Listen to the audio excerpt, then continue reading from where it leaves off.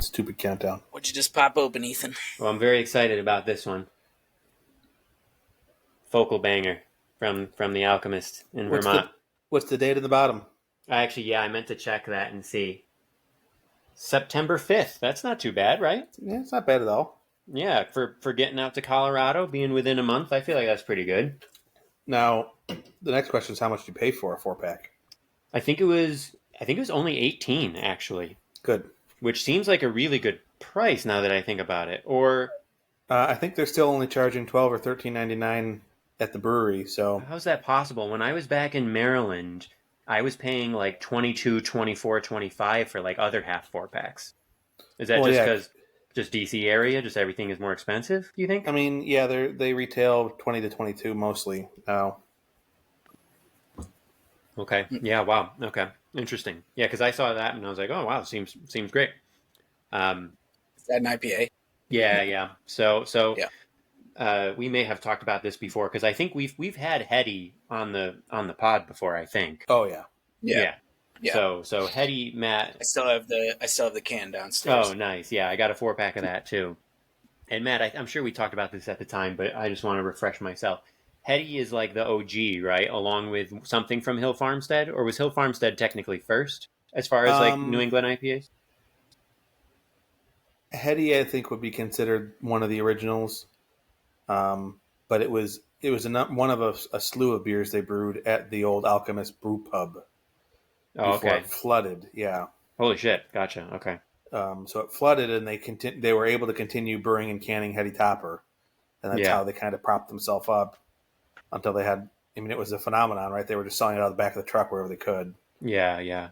When did that happen, Matt? Hurricane Irene or Sandy? I think it was Irene. I think it was like 2009 or something like that. Wow. Yeah.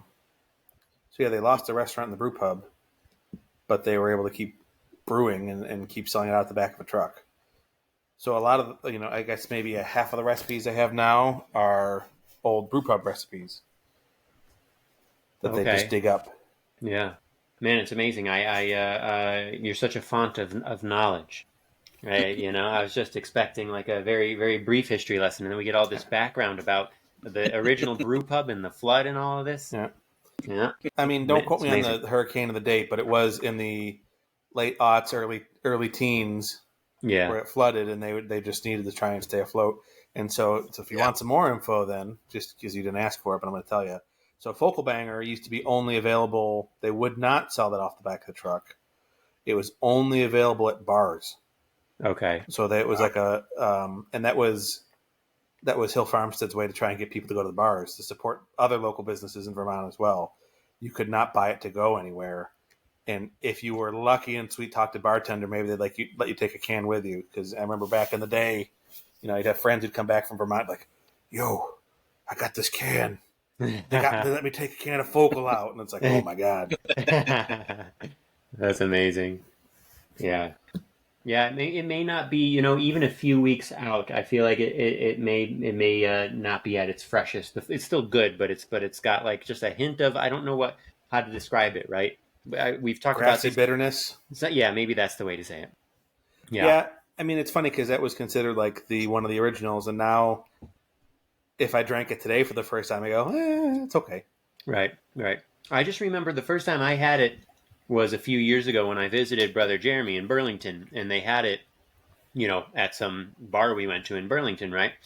And at that point, I'm pretty sure I had already drank like a bunch of other halves and stuff. Like you and Tyler had already supplied me with good beers, but I remember like Focal Banger at the time blew my mind, right? Even after drinking some other halves, and now it's like it's very good, but it's not blowing my mind the same way it did then. So I don't know. Maybe just my palate has changed over the last few years, But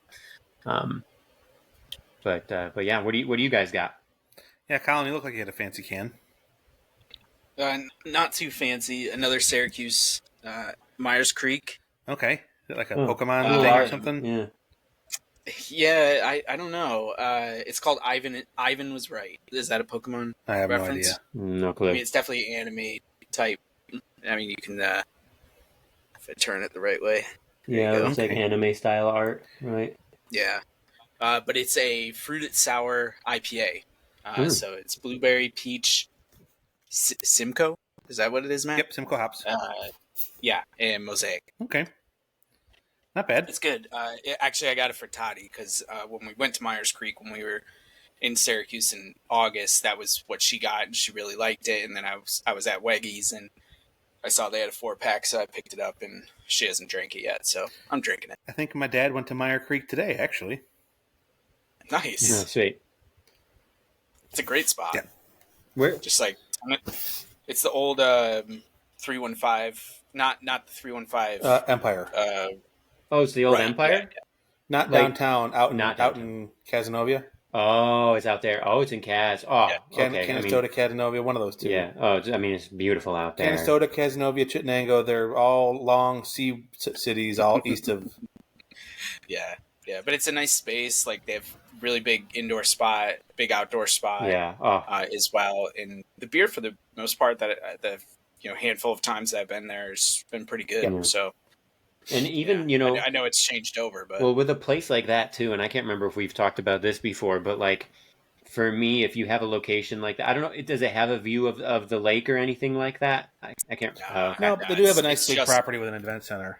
Yeah, okay. Yeah, But it's still yeah, gorgeous but there, it's- right? Even if you can't see the lake, right? The whole Finger Lakes region is just really beautiful. And so for me, at least personally, I would forgive mediocre beer just for the location on a beautiful day, at a place like that. Like it could be pretty unimpressive, but if it's this gorgeous like Finger Lakes place and it's like 80 and sunny, I'd be like, fuck, I don't care. I wouldn't drink Bud Light, but I would drink a lot in that kind of a location. So Well, some more history you guys didn't ask for. So it was an Empire space, right? Because Empire started as a famous longtime brew pub downtown. do they still exist, by the way, or No, they're they don't. totally gone now? They are. So Okay. so the owner, the family that ran it and owned it, I guess, was good at just running a brew pub, but very bad at business doing everything else. So Okay. actually, I can't remember the name of the space down there. I've gone there with my parents and with the Landrys. Shout out to the Landrys. But it is a neat space now down there in that area with like indoor cornhole and a bunch of beer. But anyway, so the owners, like where the downtown Empire was. yeah, it's a neat, Oh, wow. neat area now. But the owners, one of the owners took thought there was going to be this huge boom. Thought he was going to take advantage of the New York State farm brewery tax credits. Yeah. Built out this giant brewery, way bigger than they needed. Kind of far out there, right? It's hard to fill that place unless you have a really good place and a really good reputation, which they do now. But just overextended themselves, could not keep the production up, made a lot of questionable business moves, and went under. And funny enough, there is a place in DeWitt that makes large steel tanks. I can't remember the name of the company, but it's a manufacturing company in DeWitt that makes large steel tanks for dairy companies and for yogurt production, and in the last 15 years for breweries as well, for your bright tanks, for your fermentation tanks, and your fermentation. They were one of the biggest creditors for this place. And when Empire went under, and it was a mess. A lot of people bought into the brewery boom. There was a lot of unsecured creditors and banks that lost all their money, which, ugh. Wow. But this tank place, and it's got some funny name, but it's in DeWitt, New York, was one of the biggest secured creditors, meaning they have first dibs. Right? If they go under, they have first dibs on assets or whatever they can do to get their money back. And they said, "Fuck it, we're buying it." So they bought it and turned it into Meyer Creek. Oh. Yeah, and for all intents and purposes, it seems like they've done a good job. Not only are they, brewing a lot of beers there, which again, what I've enjoyed. They've got a nice space. When I was there, it was crowded, but they're also utilizing some of their spare capacity because this place is pretty big to contract brew. So, very, very smart move to kind of be opportunistic with a kind of a couple dumb moves by the former people who ran Empire. Wow. Okay, fascinating. See, I love these history lessons. Yeah. Super interesting. They're all over the place. They're littered, Yeah. right? Like, you find scrappy answer or scrappy stories like that all over the place. I'm going to keep going because you're not stopping me. Like Dogfish Head, for example. I mean, they started on a half barrel system. Basically, they could brew like 15 to 30 gallons at a time. in this little garage. Their first brewery was delivered on the back of a UPS truck. And so Sam Calagione kept scaling up, and he would go to farm equipment auctions where, again, a dairy would go under, and dairy tanks are great. Dairy equipment's really good for brewing as well. Just a lot of similarities there for what you need. And if there was a piece of equipment he really wanted or really needed but didn't want to go in a bidding war with other farmers for it, he'd show up with a case of beer or two and say, hey, guys, that's what I want. I'd appreciate it if you let me get it. And pass the beer out to the guys. And he'd say, hey, I'm not interested in anything else. That's what I want. And more often than not, those kind of things would work. And that's a low-budget way to grow your brewing operation. So those are neat things you learn across the brewing spectrum. Oh, that's awesome. Yeah, really cool. Before we get into any topics tonight, I want to do real quick housekeeping. I will let you two know, but I think we're going to be off our regular cadence moving forward, like for the next episode, because I'm going to be on vacation. I'm pretty sure that's how it shipped out. So we might have 2 weeks in between episodes instead of one. Don't worry, it won't be any longer than that. We'll make it up. I want to give a shout out to my buddy here in the middle, Matt. His birthday's coming up on Friday. Happy birthday. Happy early birthday, Matt. I know last year we had Ethan play you instrumental. That's right. Thing, was that but last we got year? lazy. So last year or the year before, Yeah, I don't know. Time begrudgingly marches on.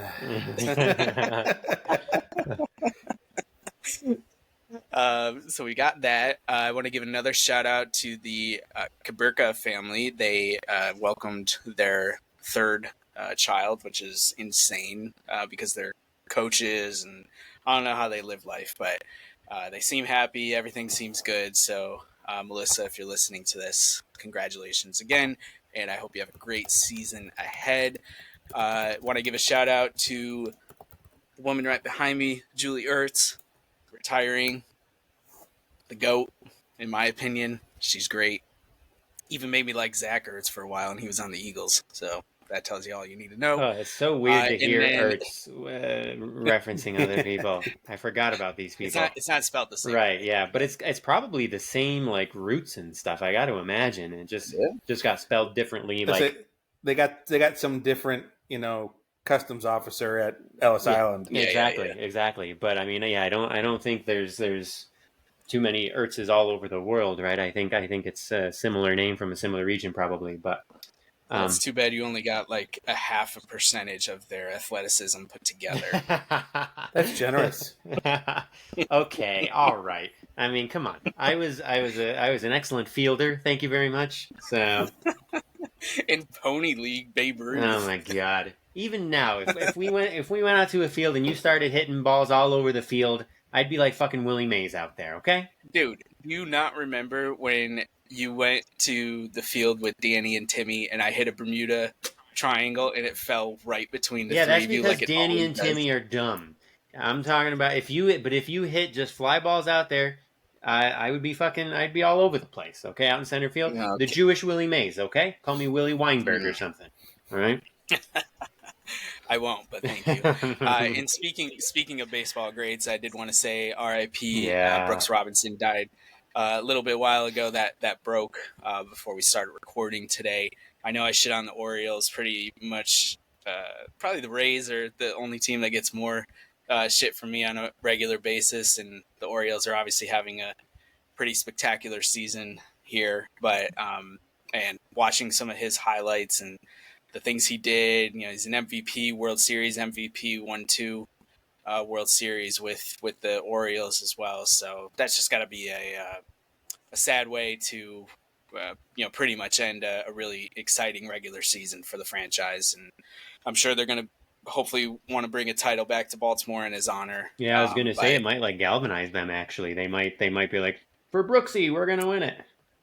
Yeah, not that I think they really need to be galvanized. Yeah, no, I don't think so either. I do want to say really quickly, just talking about him. So obviously, he was known as the human vacuum cleaner, and like many people consider him, the greatest, not just third baseman of all time defensively, but like possibly the greatest defensive player of all time, period, right? Many people think that. And there is this play I don't know what you would have to search in YouTube to find it, but I'm sure it would be pretty easy to find. That's one of the best plays I've ever seen, and it's that one I'm sure you guys know where he dives like deep into foul territory, and he just like gets I know exactly. yeah, and he just like gets up and whips it across the diamond. It's fucking insane. I mean, like how far into foul territory he dives to get it, and then whip it over and still get the guy out. I mean, he was just unbelievable. Yeah, it was. Yeah. All right, boys. What do you want to talk about? Wait, can I get one more shout out? Yeah. Go ahead. Congratulations to friend of the pod, Hannah, on their engagement. Congratulations, yes, Selena. So, Yeah, nice. Yeah, so yeah. I noticed that on the social medias the other day, and was very happy for her. So, Mm-hmm. Yeah, I texted her when that all happened, and obviously very overwhelming in a good way, experience and everything. I'm actually catching up with her tomorrow. Good. So Nice. I'll report back, but yeah, very happy for you, Hannah, and you can replace Ethan whenever you want. Whenever you want.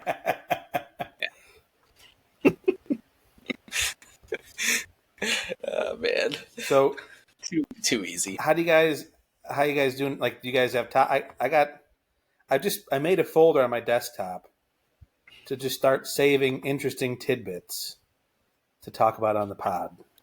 Bring them out, quick hitters. Let's do it. Okay, so I've got a list of the 23 seasons in Major League history where someone had 99 or more extra base hits.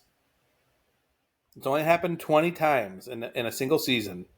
23 times. 20 or 23? 23 times in a single season has someone had 99 or more extra base hits.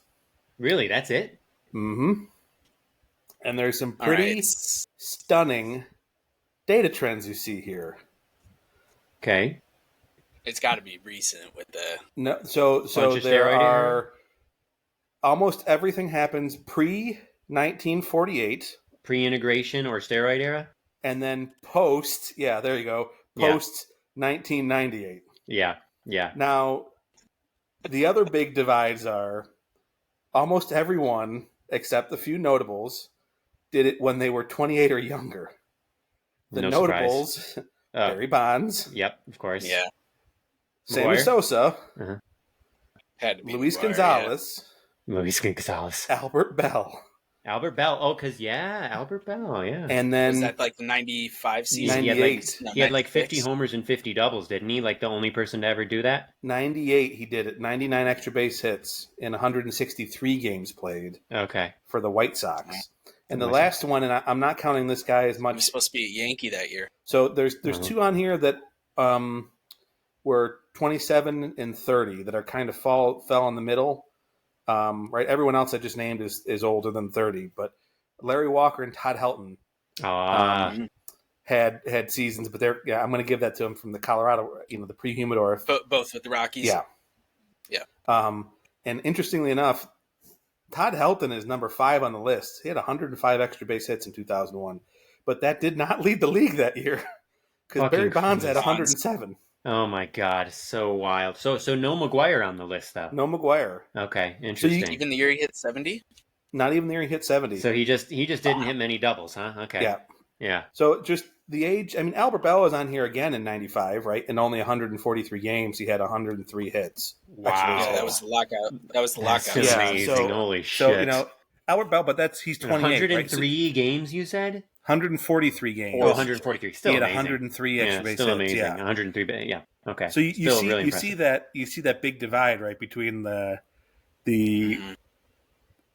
suspected steroid guys, and then also the older guys, the pre-integration, more difficult baseball. What's it like, Ruth and Gehrig and so Ruth DiMaggio? is on. Yeah, Gehrig's on here twice, I think. Ruth is on here 3 times. Jimmy Fox is on there. Rogers Hornsby, Hank Greenberg, Chuck Klein. Oh yeah, Chuck Klein had like a couple ridiculous years. I want to say in the 30s, maybe. But yeah, that's really Stan Musial, if I didn't say him already. Yeah, Chuck Klein's on here twice. Now the all-time leaders are Babe Ruth at 119, and then Lou Gehrig at 117. Well, no, sorry, Matt, finish your finish your Well, thought. just I mean, it just the names you don't see on here. You don't see a Mike Trout on here. You don't see a Mookie Betts on here, right? You don't see Yeah, some no of Willie or these. Mickey either.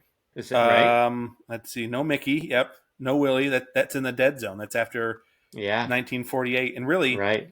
Stan Musial in 1948 is really the one. Everything else before him is 1940 or earlier. That's really interesting. And then everything else is Wow. like 95 and later. Yeah, 95 and later. See, that's fascinating that like Mickey and Willie never did it. Yeah, Out of everybody, you would think that they would have done it at least yeah. Some once. of the insane offensive seasons they had. Yeah, yeah. Um, so it just What's the most recent season? most recent would be 2005. Derek Lee. Holy shit! Derek Really? Lee. Yeah, Wow. Oh my With the Cubs god! or Marlins? Cubs, Marlins, Cubs. one of those. I picture him on the Cubs. Cubs. Okay, now that is the my god. Like when you as a trivia question, that would be or like on Immaculate Grid. If there was ever an Immaculate Grid category that was 100 extra base hits in a season, he would be the 0.000001%. Holy fuck! Now Pujols shows up in 2004, and then coincidentally, like most of the other recent ones are either in 2000 or 2001. So you've got Delgado in 2000, Oh god. Gonzalez in 2001, Sammy Sosa in 2001, Todd Helton in 2000. What about Todd Helton. Wandon? Any Wandon's Wandon? not on here. No. Nope. And then Todd Helton in 2001 again, and Barry Bonds in 2001. So if I had more time or initiative, I would have graphed it out because I thought that would have been neat too. Yeah. But yeah, Next time. I thought that was an interesting tidbit, right? Like we can infer, we can't. Again, we don't know how to adjust stats based on non-integration. We don't know how to adjust stats. There is no multiplication factor based on steroids either. Right. But They're just stats. yeah. So that was just an interesting tidbit that I came across. So this makes me want to piggyback. I have several things I want to like ask you guys about that's like kind of related to this, but should I write it down and we'll get to it some other time and Matt can keep getting through his points? No, Or that's, should that's I all. should I'm I done. ask That's all I something? had. Oh, that Go was right it. now. Okay, Yep. so a couple things that I thought were interesting that I wanted to ask you guys about. So, and kind of related to this. So the first thing is this, right? 100 extra base hits in a season is obviously an incredible accomplishment, and it's the data point that Matt mentioned, right? Of like basically exclusively post or prime steroid era and pre-integration. And so what I want to ask about, we've talked about the steroid era a lot. We don't need to revisit that right now. But one thing that I want to ask about, and I don't know if we've talked about this at length, and I've been thinking about this a lot lately.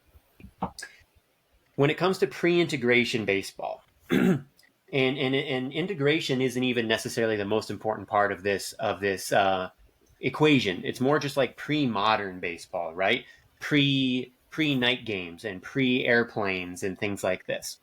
And so my question is, do we overly glorify and respect all of these people? Because I remember reading something recently, it might have been Joe Paz, and I just like didn't realize it, but the leagues were kind of small in the 20s and 30s. And you guys can correct me if I'm wrong, but I want to say there was like 8 teams per league or something. 8 teams. 8 teams. Yeah.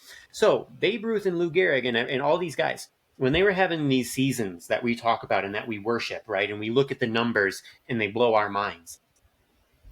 They were only white guys, so the competition level was not as high. All of these like amazing black players that could have been playing and raising the competition level were not allowed. There were no night games yet. Everything was during the day. They were not flying across the country. They were just taking trains along like one coast. And they were only playing 7 other teams for an entire season. That's it. You can really get to know the pitchers on those other teams when you're only playing 7 teams across what would it have been, 144 game season back then, right? Or was it 150? 154. So my question is, do we get too excited about that? Because like when you think about all of those aspects of things, man, it really, to me, it sounds like the competition level was really kind of fucking low. And I mean, I know that we have these stats, right? We have like OPS plus, and ERA plus that are, trying to account for the rest of the league and ballpark factors and things like that, right? And so if you have somebody who has a 180 OPS plus, that's saying that they're like 80% better than the league average hitter. And so you could argue that that is really, really, really good regardless of era. And I think that that's a fair argument. However, man, I feel like 8 fucking teams, only daytime games, like no all white people, no integration. I just can't imagine the overall skill level and competition level being that high. And I wonder, and you guys know I love baseball history as much as anybody. And I mean, I grew up reading like these kind of baseball history books and looking at the stats for the. I mean, we all did, right? Looking at like Babe Ruth's fucking stat line, right? And just goggling over it or whatever.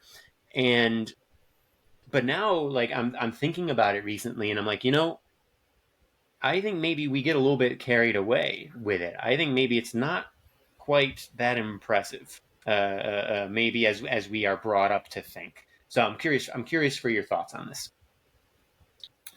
So on one half, I'd say if there's only 8 teams instead of 16 per league, the talent is less diluted.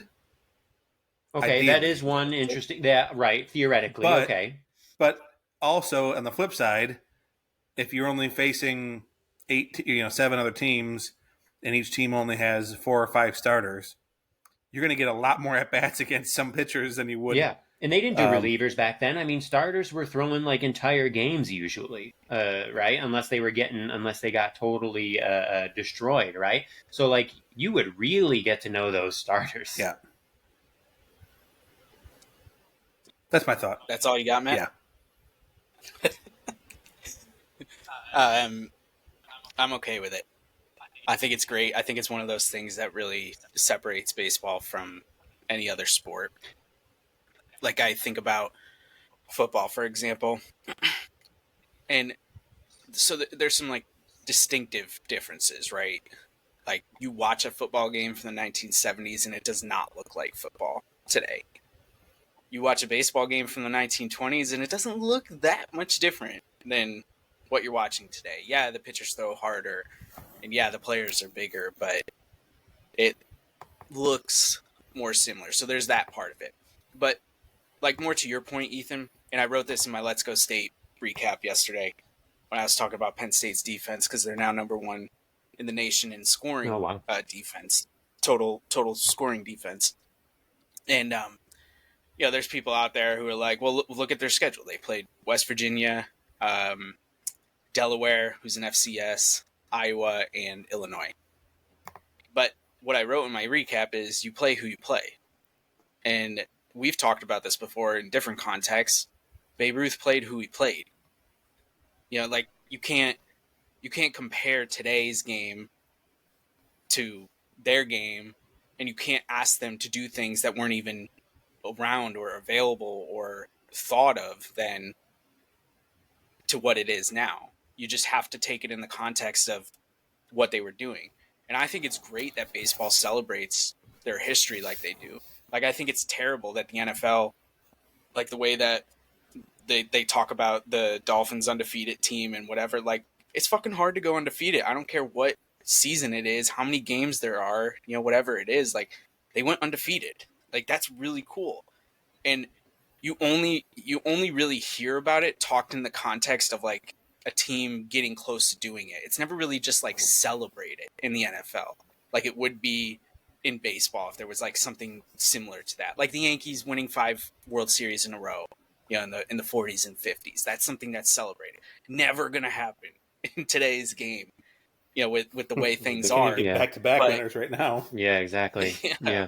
Right. The Yankees are the last ones to do that in the late 90s, early 2000s. So, I'm totally okay with it. I mean, yeah, when you really break it down, obviously, the competition wasn't as good and there's, those factors, but now it's what it was. If I was alive in the 1920s watching Babe Ruth, I would have been fucking shitting my pants every single time. Like I saw him because he was fucking awesome, like, and that's what it is. So those books, and those things that we read and we hear about, like they're not inaccurate. They're just a product of their time. I have to That's what I take feel like. a little bit of umbrage with what you said, though. Now, I will also defend you because the Big Ten is probably the least guilty of this of the major conferences because of the way they schedule. But more so for large college football programs, you pay or you play who you pay. So only Delaware. Oh, so that's what I mean. The Big Ten is less guilty of that because they pack their schedule with they're what is it 8 out of 10 games are against Big Ten teams 9 conference teams. so yeah they are less likely to do that. But I mean when you see that late November game or whatever that Alabama plays every year against like Troy. You're like, oh yeah, I was literally going to say Troy. Yeah, Troy is funding their year's, athletic department budget with this game. They're getting paid $2 million or whatever from Alabama to come in and get their ass whooped. So Alabama can either A, rest all their players, or B, if someone's got a suspension, they can suspend them for that game and say, we're doing our job, blah, blah, blah. Fucking Michigan and Jim Harbaugh giving a slap on the wrist. Oh, you're not going to play against Rutgers, coach against Rutgers. Like, who cares? Who cares? Like, that start of the season, we're going to be responsible and suspend our coach 3 games. That's bullshit. That's transparent bullshit. And it's not just Michigan that does it, but you know what I'm getting at. Syracuse did it too with Boeheim. Like, that's my favorite Matt voice. Is I don't even know how to describe it. Yeah, that's my favorite. Yeah, I love that. Yeah, and I wasn't bringing up that point too. No, I know, and that's why left Penn State, but that's why I had to actually throw you a nugget there and defend you. Like, I can't rip into the Big Ten or Penn State as much as I can other teams, right? I mean, who has Syracuse played this year? Army, Colgate, Purdue, and who else did they beat up on? Western Michigan. Yeah, something like that. The least of the directional Michigans.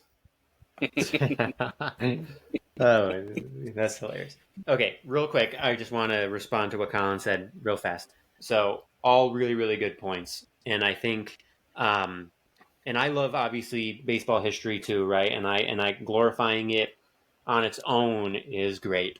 And I think, Kyle, what you touched on that I really like, and we have talked about this on the pod before, and I think what I have a problem with, right, is just this apples to oranges comparison of players in the modern era, whether you want to call it the divisional era or what, versus players like pre-integration, because I feel like baseball fans are still really obsessed with that, right? Of comparing Albert Pujols or Miggy Cabrera or Mike Trout or whoever or A-Rod to Ted Williams, to Babe Ruth, to Lou Gehrig, all of this.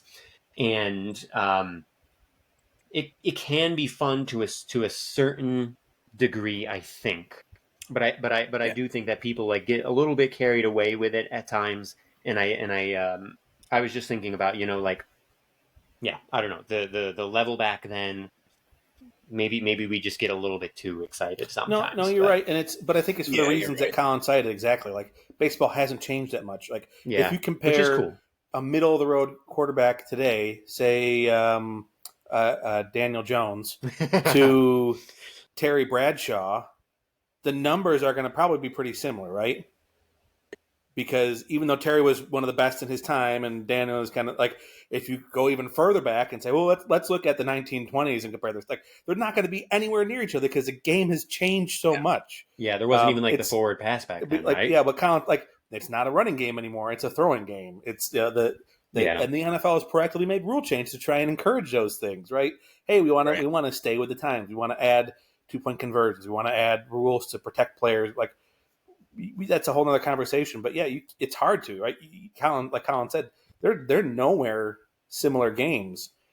The fact that you can make comparisons from Jim Edmonds' famous catch and Willie Mays' famous catch, and they're on they're roughly similar athletes, although baseball players are getting huge now too. But that's a good point, though. Yeah. Yeah, it happens far less in football than these type of comparison things that you're talking about, Ethan, which I think is a subtopic of this entire topic that you've mentioned. this happens more in basketball, right? Where they try to say like LeBron and Michael, Yeah. and even that, even though that is both in our lifetime, you can't compare that. But again, so and even to I'm doing this for Ethan. I think I've done this in the pod before. You look at basketball from 70 years ago.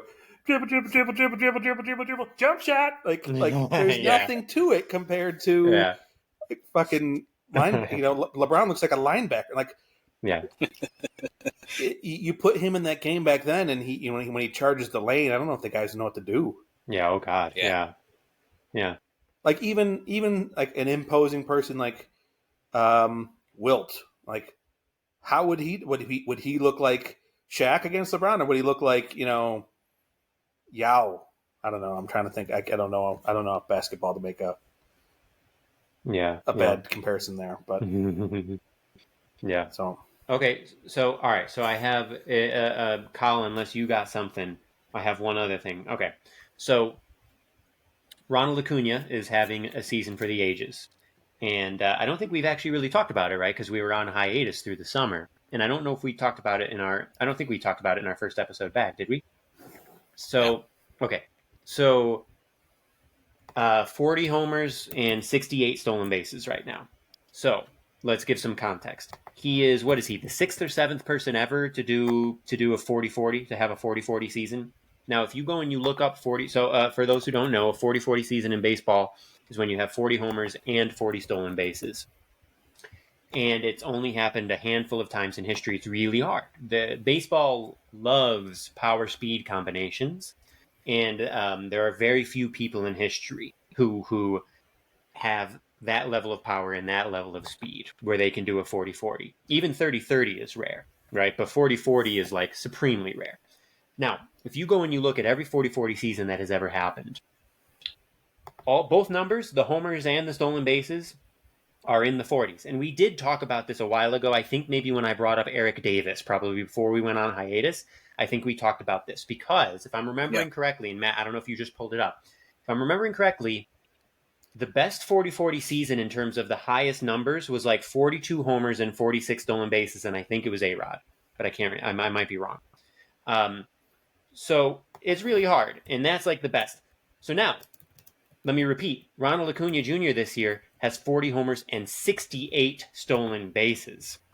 I mean, it's fucking unfathomable, right? It's unheard of. And even just 30-60 was already the first time in history. Now, Eric Davis, had he stayed healthy, he would have done it, right? We talked about that. And we talked about how across 2 seasons, he had like the most ridiculous year of all time, right? But in an actual full regular calendar year season, what Acuna is doing offensively is unprecedented and amazing. And hopefully he will be able to steal 2 more bases and get to 40-70, just because that's amazing. Now, my question is similar to kind of what I was asking. Are we too excited about the power speed combo? Like, I think it's kind of sexy, right? It's kind of sexy and flashy, and like we look at it and it's so rare and is like really exciting. But is it really that much more valuable? These, for instance, like Matt's 100 extra base hits in a season statistic. I think you could absolutely make an argument, and I'm sure there's a way to mathematically calculate this, right? I don't know how. You could absolutely make the argument that 100 extra base hits is like way more valuable than 40-40 or 40-70. And I'm not sure, right? But what I'm curious to hear what you guys think is if we overvalue that, yeah, good, Matt's ready. If we overvalue the power speed thing, is Acuna doing a 40-60 and hopefully a 40-70? Is that as exciting as it seems? Or is it, it's great, but it's maybe not that impressive? And then the secondary aspect of this is when we think about the NL MVP race. And then we compare him. Damn it! You're gonna get there before me. Damn it! Oh well, I won't go into it. I'll let you talk. But I was just gonna say, if then we take him and we compare him to Mookie Betts, there are some really interesting arguments. But we can get to that afterwards. But I want to hear what you guys think about this just the power speed thing in general. So you're right, Ethan. The only other kind of highest total was Soriano's 41-46. Soriano, okay. Yeah. So wait, was the 42-46 for A-Rod? Did I remember that right or no? Yeah, 42-46 homers to stolen bases, and then Soriano was 46 homers, 41 stolen bases. Okay, got it. Okay. And those are the highest numbers. Yeah. So I think while it is sexy, I think we're not overvaluing it too much, because if you look at least as of now, based on Baseball Reference WAR, Mookie Betts is leading. He's got 0.1 more WAR than Acuna does. So I think that, and again, we talk about 5-tool players, not 2-tool players. So chicks dig the long ball, right? Like that's sexy and flashy, but I'm hoping that at least people still see what Mookie's doing. Well, and in this argument, it's all about the defense, right? Because Acuna, by advanced metrics, is a below-average right fielder this year, whereas Mookie is outstanding at multiple positions. So it's all about how you value defense, right? When it comes to this argument, I think. So and then meanwhile, I think if Mookie doesn't have the April and March and April that he did to start the season, this is such a vastly different conversation. Like. Yeah, because he had a bad start, didn't he? Yeah. But like in August, he transformed into Barry Bonds. Yeah. Like, a 1,300 OPS. For like a whole month, yeah. For a whole month. He batted .455. Yeah. Yeah. That's right. Yeah, he had one of the most ridiculous months like ever. Yeah, so I mean, I think that hopefully balances out the kind of the equation there, that if you're looking at value for the team, and I would have made the opposite, argument last year when I was arguing Judge over Ohtani. But you look at value for the teams, I am a hypocrite. I think Betts is there. Mookie Betts is there. I haven't looked at the Fangraphs numbers yet, but I knew he was leading as of last week in the Fangraphs number 2. Betts was, yeah. Yeah. Now, the other interesting thing to know that I just brought up and thought it was funny, no one who has been in the 40-40 club is also in the Hall of Fame. Wow, because it's like all steroid guys, right? Yeah. So again, not judging the merits of whether or not they should be. I just thought that it was Canseco, Rodriguez, Soriano, and Bonds. Who am I right? missing? Didn't Bonds do it? Yeah. And I mean, Soriano, he never got caught, but I mean, come on, he was doing steroids too. He probably was, yeah. So I hope the layman fan would probably just get caught up on the numbers. I hope the Baseball Raiders take into account Mookie's season 2. Yeah, for sure. And I'm double checking on Fangraphs right now, and then Kyle, I want to hear your thoughts. So yeah, as of right now, Mookie is leading on Fangraphs as well. But what's interesting, and the problem with defensive numbers, right, is they're different everywhere you go, right? So Baseball Reference and Fangraphs have their own defensive rating systems, but then from stuff that I have read, the best defensive overall ratings are not defensive WAR or the overall defensive value, at Fangraphs or Baseball Reference. But I've read that, like, what you should look at, for instance, is defensive runs saved at Fielding Bible or outs above average at, I think it's StatCast, right? Baseball Savant.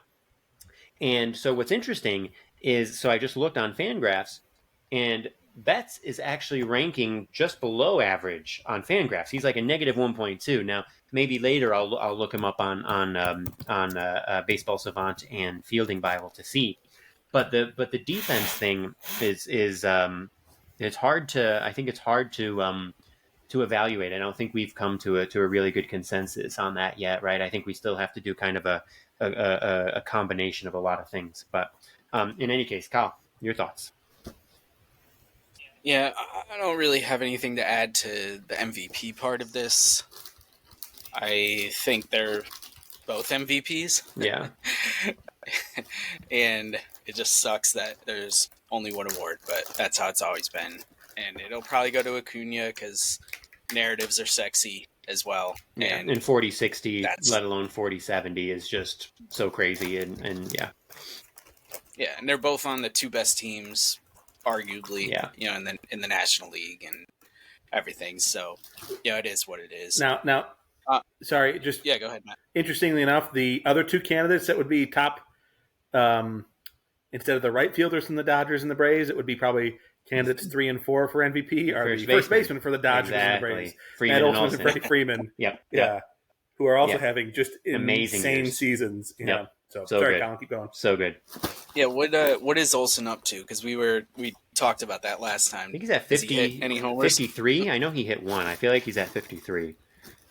Yeah, so he kind of cooled off then. And the other thing we didn't talk about is Freddie Freeman still technically has a chance, although I think it's unlikely, at getting 60 doubles, which has not happened since pre-integration. For whatever reason, 60 doubles is like extraordinarily rare, and a couple people have gotten close, and he's at 57 right now. So he could get there. He's at 57. Well, we didn't go into that, but that's an amazing thing too. Hitting that many doubles. Yeah. I think doubles are actually underrated, right? We talk so much about home runs, and nowadays we talk a lot about OPS, and of course I love OPS as much as anybody, but I think that we do have a tendency to underrate doubles. I mean, doubles are really, really valuable, and so to be almost getting 60 doubles for the first time since the 30s, I think that was the last time. I can't remember who, but it was in the 30s. That's also really, really incredible. But anyway, sorry, Colin, continue.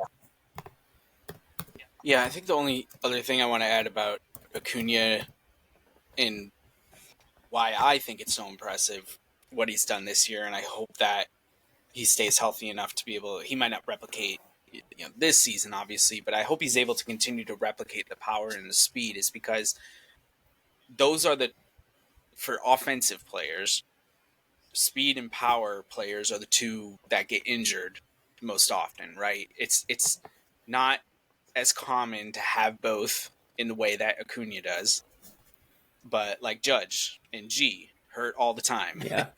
G specifically, like we talked about last time. Yep. And I don't know. I'm trying to think of a speed demon who got hurt all the time that wasn't Ricky Henderson, but there's got to be someone out there. So anyway, the durability that he has shown, especially coming off of a major injury, that he had a year and a half, 2 years ago, not very long ago. And so I think the durability to be able to do what he does, that's really what's most impressive to me. I talked about that last time we had the pod about Glaber and like his durability as an everyday player. Like that's really what matters to the players and to teammates. Like, do you show up every day? Yep. Are you available? Yeah. Like, can you contribute? And Yeah. Acuna has done that in a big way this season. And I hope that his health stays good because he's super exciting. And even before he got hurt, I think he was having a tremendous season that year he got hurt. Like, obviously he was a top prospect and everything. So it'd be great to, see him continue to do really well and everything. So, yeah, I don't know all those advanced things that we talked about and the value of it and whatever. That's, another conversation maybe that we can get into the weeds about in the off season. But just in terms of the eye test and like what it does for me, I think it's really impressive because it just shows that he's out there day after day producing in multiple ways. And yeah, his defense isn't Mookie Betts, but he's probably not G out there either, right? So, yeah. Interestingly enough, so both of their OPS plus this year is 167. Wow. But now what's impressive to me, over a 10-year career, Mookie has averaged 138 for his OPS plus. So wow. That's an average over a 10-year career. It's impressive. Fuck shit. Okay, never mind. I just looked up Trout, and of course he's averaging 173 over his whole career. So, God, a good reminder that even though he has been hurt so much the last several years, he still has like an argument to be the GOAT, at least for his first decade of his career. Yeah, amazing. fucking. Yeah, that's why it's just fuck. Like, yeah, never mind. I just torpedoed my own argument. Well, because you think because it's so funny, right? If we talk about the last decade, and we talk about who are the greatest players of this decade, of this quote unquote generation, if we're limiting the generation to like a decade ish, Trout's main competition, I think, according to most people probably, and you guys obviously throw in somebody else if you think I'm wrong, is going to be Betts, right? And he did have a couple of insane years, but like what you just shared, I mean, God, that's incredible. Like we're talking about Trout's main rival as an offensive force, and the OPS plus average over 10 years was 173 to 138. Is that what it was? Yeah, so 45% better. Yeah, 35%, right? Yeah. But still, ridiculous. 35% better, like 35%. Like, that's an insane amount. That's how much Mookie is better than the rest of the league, right? Which is already super, super, super impressive. And then Trouty is that much again above. Like, it's fucking crazy. Yeah. Also, Ethan, only 6 times has there been a 60 double season. Yeah, and the is that last right? time it was in 1936 when it was done twice. Yeah. Charlie Gehringer and Joe Medwick. Medwick and Gehringer, okay. And I'm trying to remember who's the guy that I'm always remembering that had 60 doubles. Maybe it's Medwick. Gehringer, Medwick. Hank Greenberg, excuse me. Oh, Greenberg had 60 doubles one year? He had 63 in 1934. Okay, who am I thinking of? Not him. Do you have the list up? Read the other guys. Yeah, Earl Webb, Joe Medwick, George Burns, Hank Greenberg, Paul Warner, and Charlie Gehringer. Yeah, Wayner. Webb has the record, right, with like 66? Yeah. 67. 67. That's who I remember is Webb because he has the most. Okay. But yeah, only 6 times, and the last time was when, did you say? 36, 38? 36. Yeah. That's really crazy, you know, because we're talking about, like, comparing apples to oranges, and we talk about, like, the steroid era, right? And we've talked about home runs a lot, and obviously you guys know one of my favorite stats, and I've talked about this, I think, multiple times on the pod, is 60 home runs only happened twice in history, right? Before 1998. And then Sammy Sosa did it 3 times in 4 years. McGwire did it twice. Bonds did it, right? It's fucking insane. It's mind-blowing. It's kind of crazier that nobody got to 60 doubles, right? Like, that's really, really wild to me. Well, yes. Think about it. Oh, Colin, go ahead.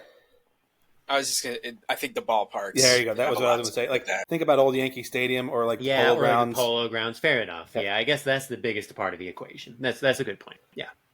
Yeah, most ballparks used to be pitcher ballparks, whereas now they're hitter right. ballparks. Like, it's easier to hit it out now, whereas back then you hit it in the gap, but it wasn't going to go out, so you're going to get a double. Yeah. Old Tiger Stadium. Wasn't it like 480 to dead center or something in Tiger Stadium? 450. Ebbets Field 350 to left. Like, yeah, crazy stadiums, right? Yeah, that's a good point. It still is surprising to me. I still feel like that makes sense, right? Of course, there's going to be more doubles with those ballparks and more home runs with modern ballparks, but I still would have expected in the steroid era somebody to get 60 doubles in a year. I feel like. So. Well, but what ended up happening was instead of the Brett Boones of the world, well, even Brett Boone hit 40 homers that one year. He had 37 that one year. Did he ever get to 40? Or, yeah, whatever. Yeah, 2001. Yeah. But instead of pumping more doubles, they were pumping more homers. Yeah. Partially because of the smaller ballparks, but partially because the anabolic steroids really juiced them up. Just and that much more strength. They were pounding the shit out of the ball. Yeah. But, when you're talking about bigger ballparks, not as strong players, things like that. So, you get a hold of one. It's like Craig Counsell juicing one, into the seats or something, and that's a 470-foot double at Tiger Stadium. Yeah, back in the day. So right, that's right. Yeah, Counsell had that crazy stance. Yeah. Is he the manager of the Brewers? Yep. Yeah. Mm-hmm. Yeah, fucking Counsell. Mm-hmm. Didn't he score the winning run in 2001? I think he did. Did he? It was either him or Jay Bell. Mm. One of the two. Who scored the winning run? Counsell scored the winning run, I think, in the '97 World Series. Or Jay Bell scored. Oh. I don't know. Kyle, you're the World Series trivia expert. Yeah. This one's getting away from me. I won't even try. Yeah. Yeah. Counsell hit a home run in Game 1 of the 2001 World Series. That I know for a fact. So can I bring up an elephant right now? Speaking of the Brewers, do it. Wait, what? Oh, Josh Donaldson. Josh Donaldson, Aaron Hicks, and Gary Sanchez. They couldn't fucking hack it in New York. Fuck them. Fucking shit. Yep. Oh well, good riddance. Good riddance. They couldn't I think fucking Hicks handle is hitting 288. I think that's what Hicks has been good. He has like an 830 OPS or some shit. Yeah. With the Orioles this Michael year. Kay talked about him on a show yesterday or today or something. It just, and even Gary was having a decent season. He was at I think worth 2.5 WAR. I think. Yep. Yeah, but Gary's different, I think, than these other two because Gary was again awful last season, and he bounced around to like 3 organizations this year, and then he finally caught fire with the Padres. So, But the context they were bringing that up is, could we offload G somewhere? Like, Oh, I was actually going to ask you guys about G. That's funny you brought him up, Matt. And I think Michael K's what he threw out there was we basically have to take on an equivalently bad contract, like Patrick Corbin. Or you just pay all of G's contract. Yeah, and you just say no one would ever do that. Well, Yeah. I'm saying the Yankees would have to pay all of G's contract. Well, they would pay if they just dropped him like they did with Hicks. Yeah. Okay. And Donald. So sorry. Go ahead, Matt. The Brewers are only paying the major league minimum. The Yankees are on the hook for everything else. Yeah. For Donaldson. Same with Hicks. Yeah. Same with Hicks. Yep. Okay. So, but this brings up something I was going to ask you guys also, and so this is a perfect segue. So talking about G, I was watching this like post game interview with him just like last week, and you guys may have seen it too, right? Yeah, I know. Yeah, and Michael K, I'm going to steal his word because I think it was really good. Michael K said that G seemed despondent, right? Like he wasn't just paying lip service to how bad he's been. Like he looked like he knew it, like deep, and really felt it, right? Like he has been fucking horrible this year, and he knows it. So my question is, he's only our age, right? Like he's literally 33. I think he was born in '89. Now, granted, we know that the 30s are past the prime in baseball, and there's very, very few people who are going to be better at age 34 than they were at age 33 or 32. However, G is kind of an athletic freak if you look at him, right? He's like 6'5", 250. He's like a fucking Greek statue of a god of a man, right? Now, granted, he gets injured all the time. But my question is, just hypothetically speaking, I know this is unlikely, but hypothetically speaking, Yanks ain't going to the playoffs this year. Imagine G has a really, really, really good, healthy, restful offseason, okay? Is there a chance that he comes back next year and he actually gives us the type of season that we were hoping to get when we traded for him? And I'm not talking even about 50 homers, but maybe even just 40 homers and an 850 OPS. Is there a chance? Matt says no. I don't think so. And so that's K went back to one of the show yesterday, so I'm going to quote him again. He physically can't run anymore. Yeah, his lower half is like really bad. What is it in his lower half, by the way? I can't remember. Is it his hips or what? They didn't say, they didn't go into the medical reason, but they said he's trying. He's working every day. He can't run. Like, they said we're this close to having him, they should have just shut him down drive to right field and being thrown out at first base. They should have just shut him down if it's that bad, as far as I'm concerned. His OPS is 13% below average. Yeah. If his lower half is that bad, you put him on the fucking IL and you make him rest as long as possible, as long as needed, to get it so that he's serviceable again, right? I don't understand. Well, and that's what the question was. Will that do it, or is he done? Yeah. And or is his body just betrayed him? Yeah, and a caller today's show brought up the point that you guys bring up too, right? When we traded for him, even Kay was saying, like, where are the holes in this lineup? How do he had a first good season. Where are the holes in the lineup? He's a former MVP, but he's never hit even more than 40 homers in a season. He's never even gotten to 40 with the Yankees. No, he has not gotten to 40. No, and actually, he only got to 40. The only time he got to 40 was that MVP year when he hit 59. Yeah. And so Kay was talking about he wouldn't give it up, but he said he has a saved text from the day the trade was made from a former Yankee player. He said it was a Hall of Fame type player who said that the Yankees will never win a championship with him. It was a terrible trade, that we're going to get the worst years out of him. Now, that's an easy hot take to make. Yeah. But that's bullshit. And I'm also surprised because he literally was 28 and coming off his MVP year. Like Michael K feeds into that narcissistic bullshit hot take stuff. He annoys me with that on his radio show. Yeah, I mean, that's pretty bold. That is a bold take to have said right on the trade, because it's like we talked about last time, right? Age 28, coming off his MVP year. Like, come on. That's anybody would be glad to have that kind of a person in that context. Do you have an equally hot counter hot take, Colin?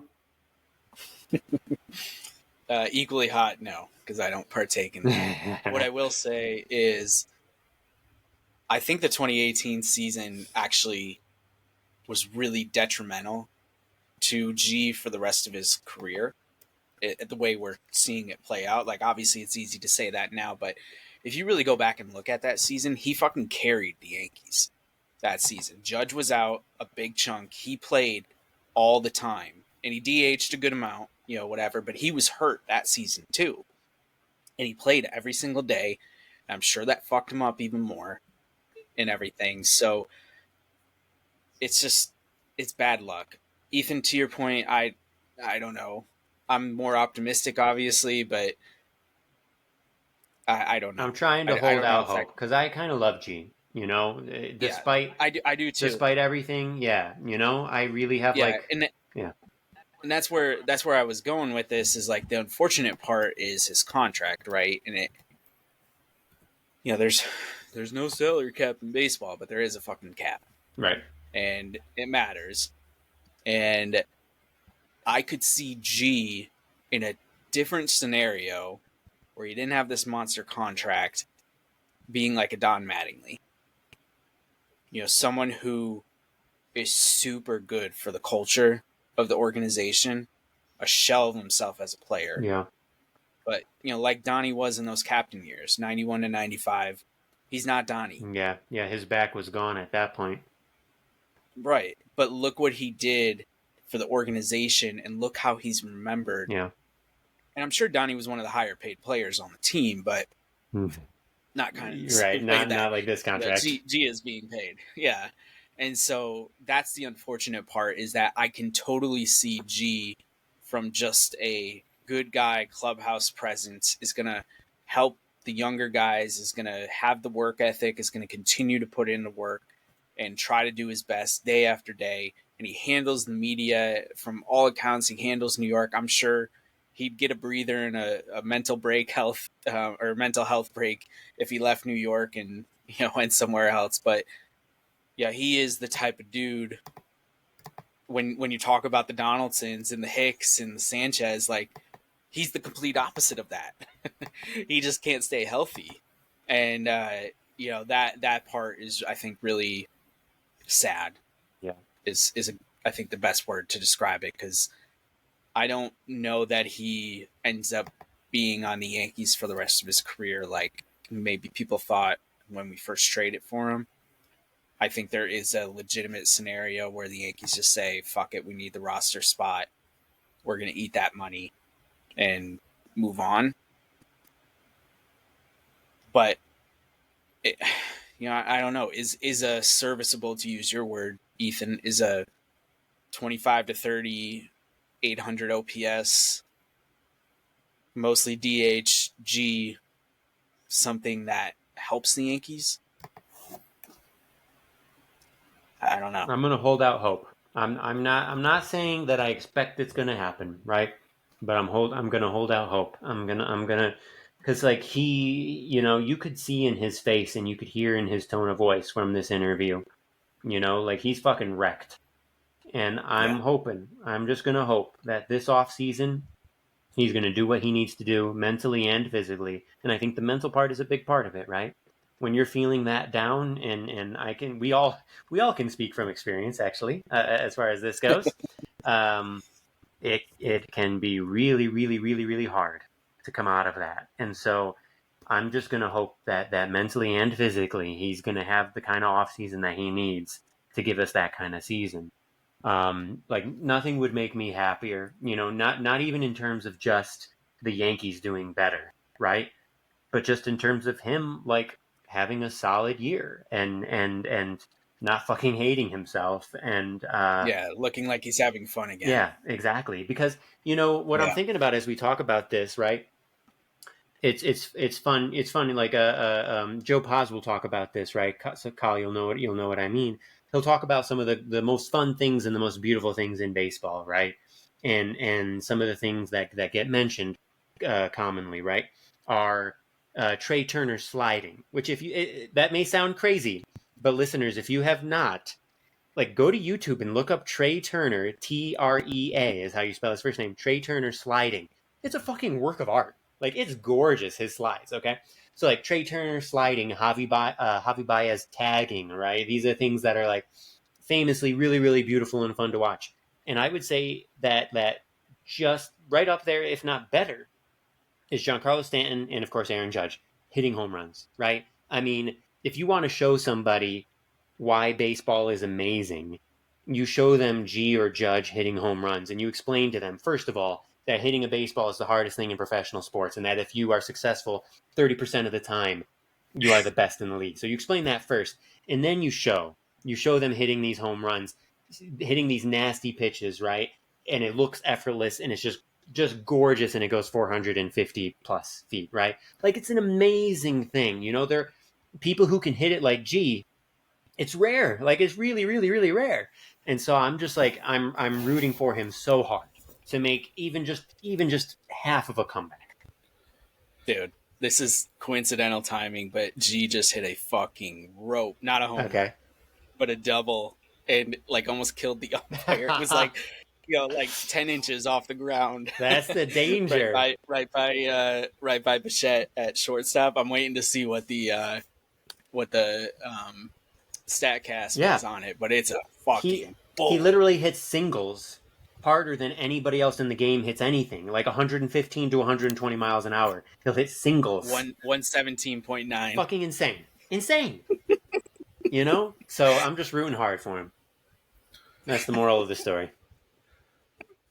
One other callback, just because I was curious. The guys got to guess the most extra base hits Trout has had in a season. Oh, okay. Wow.